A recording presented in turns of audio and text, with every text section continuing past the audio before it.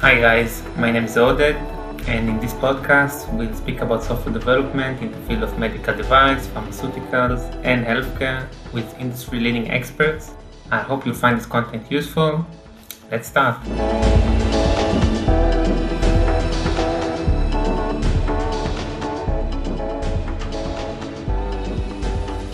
Mr. Eric Henry, thank you so much for participating in the podcast. Before we start, can you please tell us a bit about yourself?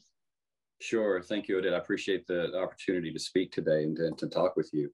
My name is Eric Henry. I currently work for a law firm, a global law firm called King Spalding in the FDA and life sciences practice. King Spalding's a law firm with about 27 sites globally, about 1,300 attorneys, about 230-ish in that work in the health space and the life sciences space.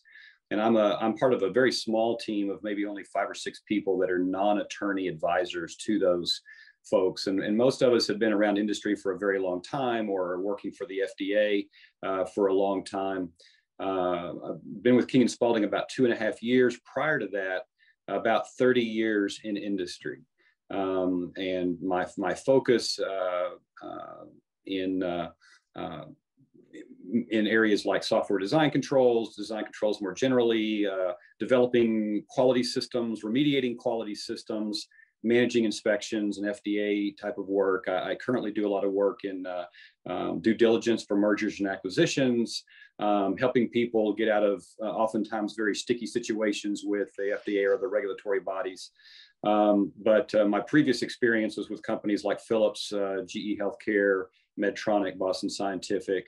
And most recently at Philips, I ran the quality assurance and quality engineering function for globally for the diagnostic imaging business group, which is about 7 or 8 businesses over maybe 14 sites globally. Also work for Medtronic's diabetes business. And so I've worked with software-only systems with software in them. Currently work a lot with products that have no software at all. So quite a wide variety of life sciences work and kind of loving just helping companies solve problems these days. That's a long journey. That's very fascinating. Can you tell us what is CSV and what are the other categories of software, and how do we know whether our software tool fits? Is it falls under CSV or under the other categories, and what are the different requirements? And yeah, so it's a pretty broad topic, and I think a lot of people do get hung up on, especially when they look at software validation. They use that term. You know, some people that I talk to think it's only manufacturing systems. Some people think it's only clinical data management or quality systems, and some people think it's products, and they sort of conflate all the requirements around those categories. So some of the work that I've been doing with the Xavier Health Artificial Intelligence Committee that I'm on is geared more toward the AI side, but the work that we're doing, I think, will end up applying to any software system in any regulated area. So what we've done is we've broken out software in 2 big categories, things that are products and things that are not products in our categorization. And in things that are products, there are medical devices with software in them, often called SIMD, software in a medical device, software as a medical device where it's no inherent hardware at all. There are product development tools that fall under that CSV space that we were talking about earlier that are not products. We have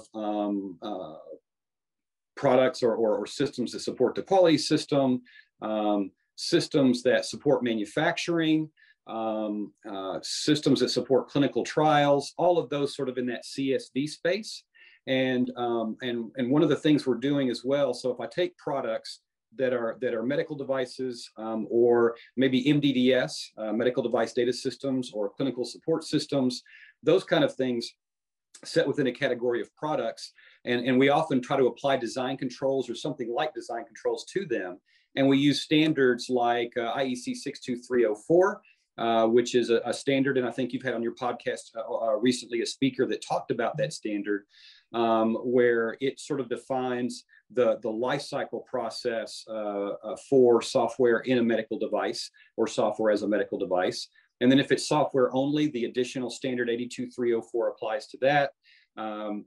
In the general regulatory space, FDA's 21 CFR Part 820.30 talks about design controls for these systems and for any medical device at all. And then the standard that will soon be replacing the quality system regulation from FDA, which is the ISO 1345-2016 standard, also a very big product realization section there. And so for all those products, that fits into that space. Now for these systems like clinical trials, tools, QMS support, manufacturing systems that are not products, but support in some way either compliance or the development, testing, design, manufacturing of a product. You get into this in the device industry. They're in 820, 21 CFR Part 820, the Code of Federal Regulations. In 820.70 subparagraph I, there is a mandate that you have to validate all of those systems, if they support manufacturing or the quality system in any way, according to an established protocol. And you have to plan and execute those tests, document those, and then validate changes before they're implemented. And then with that have come a variety of guidances that we put into that bucket of regulatory literature that supports those systems. So there would be the general principles of software validation from the FDA. They have off-the-shelf software guidance that they provide as well. They've collaborated with organizations like the Association for Advancement of Medical Instrumentation, or AAMI, on the development of standards. One that was a TIR 36 was in the market for a very long time that gave a toolkit for how to validate those kinds of systems and to not just validate them, but for the entire life cycle. That has since been retired in favor of a version that is now more international that AAMI still supports, called 80,002-2, and it is the replacement for TIR 36. So there's a lot of this guidance out there. In the EU, they have an Annex 11 for electronic signatures and electronic records. The US equivalent to that, 21 CFR Part 11 for electronic records and electronic signatures. That's part of the work that's done in that non-device space as well. So quite a rich regulatory environment for those non-device systems in the regulated in the device industry. Now, in the pharmaceutical industry, a lot lighter. There is a statement in 21 CFR Part 211, I believe, that makes a general statement about systems and systems needing to be validated. The way that I usually guide companies here, because it's a different part of the FDA that regulates the device side and the drug side. So the Center for Devices and Radiological Health versus CDER for drugs, CDER. Those are the two groups that govern these two areas, and they don't always get along very well, and they don't work with each other's regulatory infrastructure very well either. But in one place, the way I link it to give people some good discipline around this, because there's not a lot of regulatory guidance on that in that space in drugs, is to take a footnote from the data integrity guidance and validation guidance, or data integrity guidance from the CDER side, the drug side. And a footnote there references the general principles of software validation that CDRH wrote back in 2005, I believe, the latest version of it. And so I can use that to link that to the drug side and give them that same structural discipline. So I can make that link. I can put that regulatory infrastructure in place for them. But much lighter on the drug side. And as you and I have talked about a little offline, the good news for everybody on both sides of this, especially if you're in the combination space, is that CSV, the GPSV guidance, the guidance that what little we see on the drug side through the data integrity guidance and other documents, is about to be combined. And the regulatory structure there will be a guidance called computerized system or computerized software assurance. And that's sort of the new space where this will be. Not out yet. It's still in draft. It's still being argued over. But that will be, I think, the next piece of the puzzle in that space. And that's sort of the kind of a very quick run through the regulatory landscape for these kinds of systems. Okay, if I understand correctly, what falls under CSV? Quality management systems, systems to manage complaints, ERP systems, clinical data systems. The device itself is under design control. What about teams that are now developing a test tool to be used in manufacturing or quality control of the device, but it uses a lot of the same code that used in the device to communicate with the device. So even if a customer communicates with the device, it uses the same libraries and code as this testing tool. Where does that code base fall? Those tools that are can be used, maybe also given to a client to test the device. If there's a problem, just tell him, oh, look, take this device. It will troubleshoot, tell us what's wrong with it. Is it now an accessory? Is it part of our manufacturing? Can you give advice about that area? Yeah.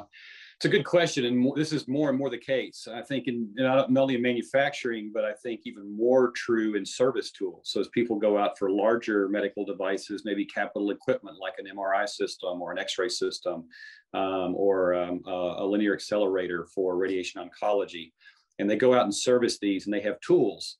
And some of those tools are built into the device, and some of those tools may be built into a separate laptop. Some of those may be on a thumb drive that they can just plug into the device. So those manufacturing systems, those servicing tools, some of those maybe analytical tools or maybe troubleshooting tools you can give to a customer to do their own testing or their own work as they integrate it into their environment. It gets into a space that gets to be kind of gray. The FDA has specific definitions for an accessory and for components, but if the software is installed on the device, so if the code is resident on the device, then it's a component of the device. If the software is helping the device perform its work in some way, and the device and that software cannot operate without the device independently, if any of those conditions are met, then you may be in the accessory space.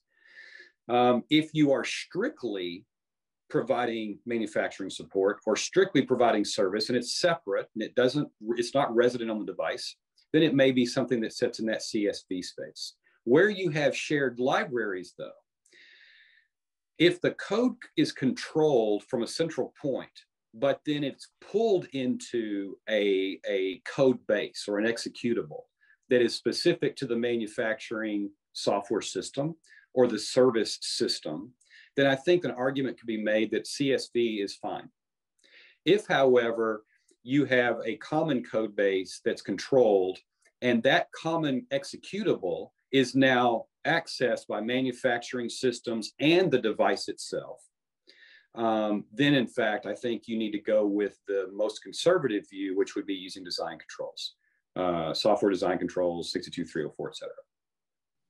And from the artifacts that we need to create, what is the main difference between going to CSV versus design control? What's so heavy about design control and so light about CSV, or that's not even the case? Yeah, I think it's really a matter of flexibility to some extent, right? In the CSV space, there is a requirement for a plan and a report, basically, for software validation. And where this plays out most noticeably is in FDA inspections or audits that may come from notified bodies. And in those cases, an investigator will say, show me validation evidence of this system. And often if you show a plan and a report, you may be good, right? That may be enough. In between, depending on the complexity of the system, the risk level of the system, and there's a wide variety of risks, up to and including no risk at all to a patient. For instance, systems that may generate data used for management review.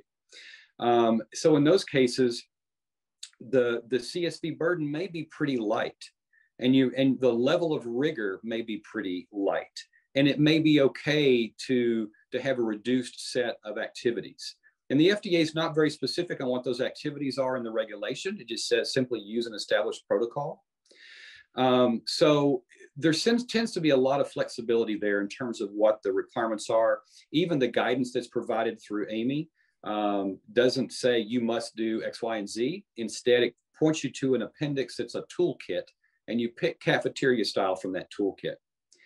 On the design control side, it's much more structured, and the requirements are much more well-defined.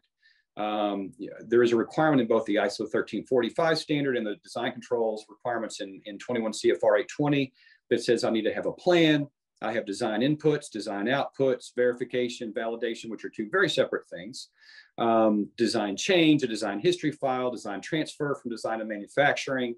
All those things have to be in place.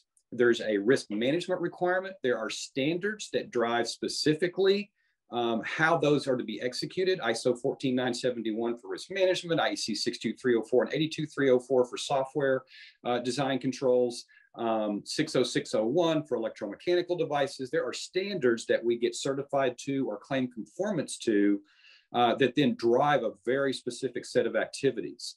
There are no such standards in place for CSV. There is guidance, there's a set of informal expectations, but the flexibility is much greater on that side. Okay, and with current trends, and you said the CSA is coming, can you maybe tell us about, in the recent years, we hear, or in the last year, especially AI and cybersecurity, we hear about all the time, about new guidelines and new initiatives, and maybe you can show us a small future prediction about where does it and how it affects CSV, CSA, AI, and the cybersecurity trends? Yeah. So if I focus just on the CSV, CSA space, so what's happening is that CSV, even though it has on the medical device side a fairly mature regulatory structure through the general principles of software validation, through AAMI TR 80002-2 and so on, those are a little bit long in the tooth, right? They're old, they have gray hair. Even though 80002-2 is pretty recent, it actually is a copy and paste from a standard that goes back to 2006, I think, or something like that.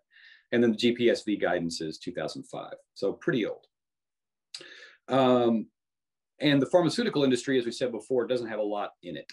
The guidance is pretty light, and you have to make these sort of, you have to plot these routes through the regulatory literature to get to something that provides structure. CSA is going to sort of combine those requirements for non-device, non-medical device software that's used for a regulatory purpose, and gives it a much more structured, risk-based approach to how software validation or software assurance is done. And there are systems that impact patients and products. There are systems that just impact the quality system. Those will be kind of broken out. And then based on the level of risk, there will be a document set that is discussed in three basic levels: sort of ad hoc testing for low risk systems where there's minor or no harm to a patient, or where you're just implementing a quality system activity, but not necessarily that tied to compliance to a regulation. And then it goes up to very high risk systems where there's death or life-threatening harm possible from the system. This could be maybe a development tool that's used for a high-risk medical device that's maybe used to maybe test code that's directly related to the application of a therapy or a diagnosis, or a quality system that may have a direct impact on regulatory compliance. This would be like a CAPA system or a complaint system. And so from the low to the high risk, those go to ad hoc types of testing that the FDA would allow, to more of an unscripted testing, but then you provide some reporting mechanisms around it, to script very heavily scripted types of tests. And so that, I think, is where we're migrating to, medical device and pharmaceutical, and it will sort of give structure to both sides of that, of the industry in that respect. So you're saying CSA has broken the statement, if you didn't document it, you didn't do it? No, now it's kosher. It's okay. That's right. It is. You cannot document and say you did it. Maybe that is the case. We shall see how far this goes. I'm actually on a committee, like as I said before, with Xavier Health for artificial intelligence, working with the FDA on regulating artificial intelligence. And we're not just focused on products. We are focused on systems that CSA will soon govern from a guidance point of view. And how, because many of these systems are starting to use AI elements. And so to your question about how does cybersecurity and AI now fit into that space, I think requirements have always been around for security, for a very long time, in the device space since 2006, where the requirements for security have always been one of those elements of software requirements. But AI systems are being more and more used within the non-device space for clinical study systems, for manufacturing support systems, for analytical systems that may support complaint trending or complaint investigations. A lot of those kinds of systems, even some of the development tools that we're going to be using, we'll be using AI to drive their work and to help develop models for how the software will operate in the field, and how that code will be developed for that software. So, I see AI as playing more and more of a part on the non-device space. It already is in many areas, both in regulated and non-regulated purposes, but still in those companies. And the work that we're doing in the Xavier Health AI committee touches on both of those. In fact, in November, we have a workshop that we're doing in a summit for artificial intelligence. And the workshop will be focused in two areas. And we will start the workshop with categorizing software systems, product and non-product, and what regulatory structures apply to each. And then we will have some discussion on the transition from CSV to CSA, where AI is a factor, and we'll talk about medical products. So there is definitely a move forward in AI for non-device systems. We're tackling also the big topic of bias and how that's to be handled in these systems, both product and non-product. And specifically recommending sort of a risk management style workflow through bias mitigation. And that will be coming out in a paper later this year, we hope. So I think from that standpoint, AI is becoming a very big player in the CSV space. In terms of cybersecurity, for those of us in the medical device industry space specifically, we remember back to 2008 when Kevin Fu, who now runs cybersecurity for FDA or for CDRH within the FDA, showed how you could hack an implanted defibrillator, scared the whole industry to death. But since then, cybersecurity has become a factor in a lot of systems that are not in products. And I think one example of that would be in clinical trial systems, where you have a point of entry into clinical data where the study site is collecting that data. And then that data moves then through a pipeline and through various tools to get to an analytical group or an analytical engine, possibly an AI engine, that then evaluates that data for the purposes of safety and efficacy of a drug, and in the indications for use, or for safety and efficacy determination for a medical device. And in those cases, there's along that path, again, let's not talk about device cybersecurity, but just the CSV space, there are many attack vectors, many points of entry into those kinds of systems. And so the three major tenets of CSV for CSV systems, or systems such as CSV, of cybersecurity in that space of confidentiality, integrity, and availability are still very much important. And a lot of the same tools that we've talked about that a manufacturer, a medical device manufacturer, would use as these tools are integrated into its IT environment would be the same as those that we're talking about in a medical device environment, where those devices may get integrated into a hospital IT network, for instance. So I think the cybersecurity emphasis, and we're seeing the FDA, MHRA in the UK, notified bodies look very seriously, not just at cybersecurity within devices, but in one client that I had, 483 observations specifically targeting cybersecurity vulnerabilities in clinical data systems. So I think that is certainly a sort of a current and more prominent future state for that space as well. And do you think the maturity level in the industry is, are they ready for that? Or the industry is already prepared without the regulation? Yeah, so no, they're not. I don't. You know, I think it's going to be. I mean, I could give the consulting "it depends" answer. You know, it depends on the company. It depends on how integral that tool or that system is to their ability to do business. So, if you're a pharmaceutical company, then that CSV system, the CSV validated system, that you know, clinical trial system that you have to validate that way. That's bread and butter kind of stuff, right? I mean, their ability to submit the drug depends on that data system, sort of moving that data through the process, getting to the analytical engine and coming up with determinations on safety, efficacy, indications for use, and so on. So I think that for companies where that's critical, they are paying more attention to it. But I'm telling you, I've seen companies even where that system is critical that have almost no real cybersecurity controls at all. You know, and you and I talked offline about a company that I know of that got a 43 observation on cybersecurity problems with a clinical study system. It was a pharmaceutical company.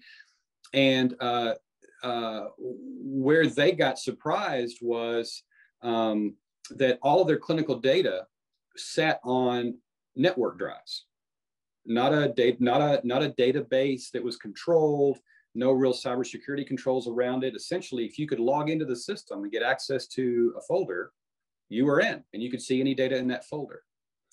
So I think companies are still struggling with getting where they need to be in cybersecurity for these kinds of systems.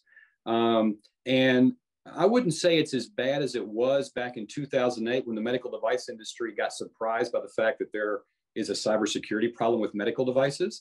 But I think a lot of companies still haven't thought through this well enough to put the right controls in place.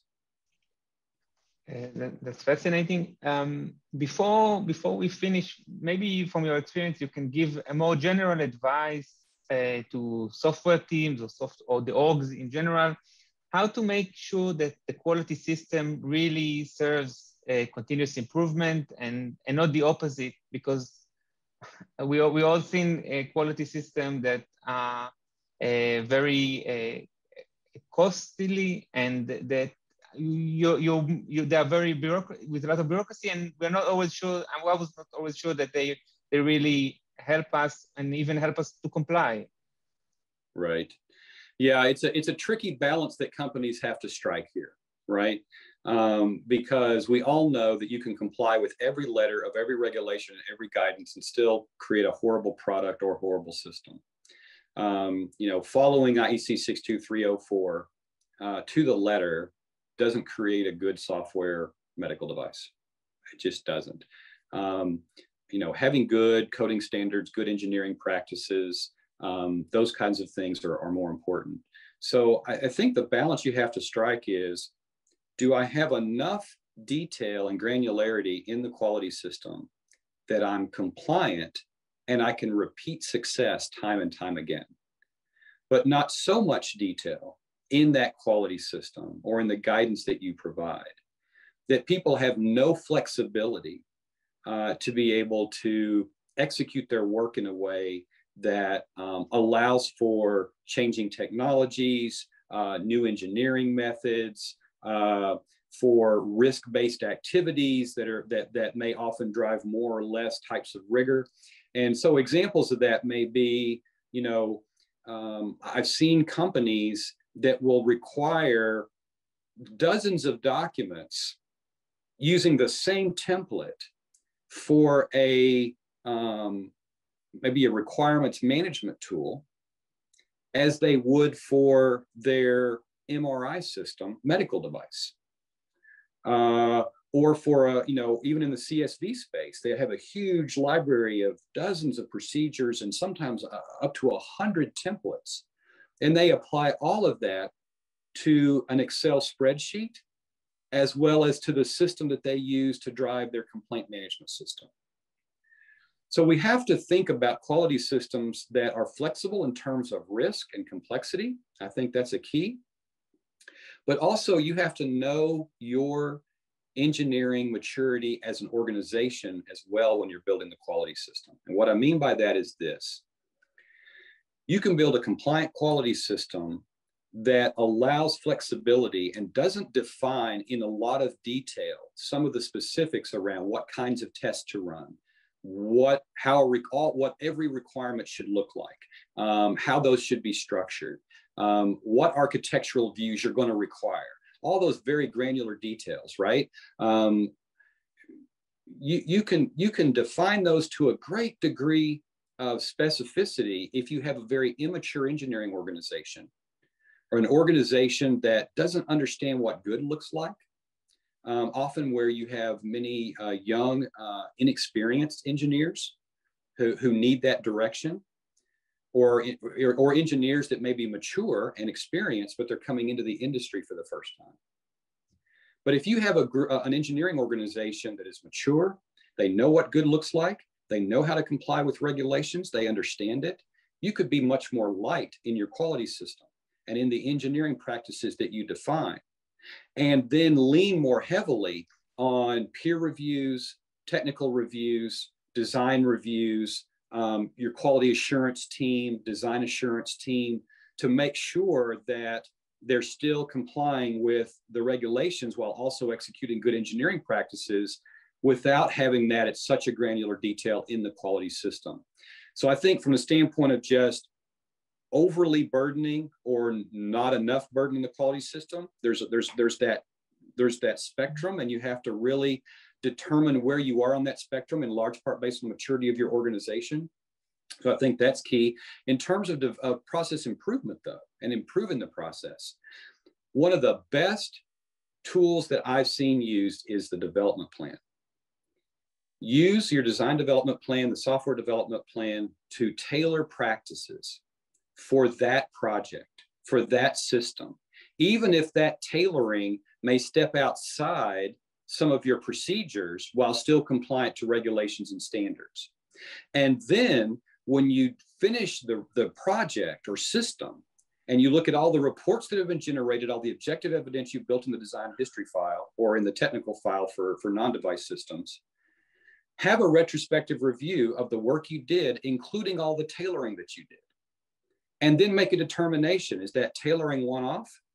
Or do I now need to proceduralize or institutionalize that tailored practice so that we do it that way every time? And in fact, I have personally in Helsinki, Finland, with one of my former employers, I sat through an FDA inspection where we were able to successfully defend a deviation from our process that we tailored out in the plan and showed in a retrospective review that we had considered that tailoring for potential proceduralization in the quality system ongoing. And they considered that to be a good practice and didn't cite us at all for any issues. Fascinating. That's really excellent example to strike the balance between that flexibility that good judgment requires and still staying compliant and being able to defend your decisions. Right. So on that note, I would like to tell you thank you very much, and maybe you can tell us how can people follow your publications or get in touch right. if they have questions. Sure. Yeah. So Eric Henry, I'm on LinkedIn, and if you look for my name with King and Spalding, as a current employer, you should find me there. My email is ehenry, EHENRY @kslaw.com, kslaw.com. You can reach me there as well. Happy to help you in any way that I can. And otherwise, just give me a call, as well, if there's anything I can do to help out. Thank you for that.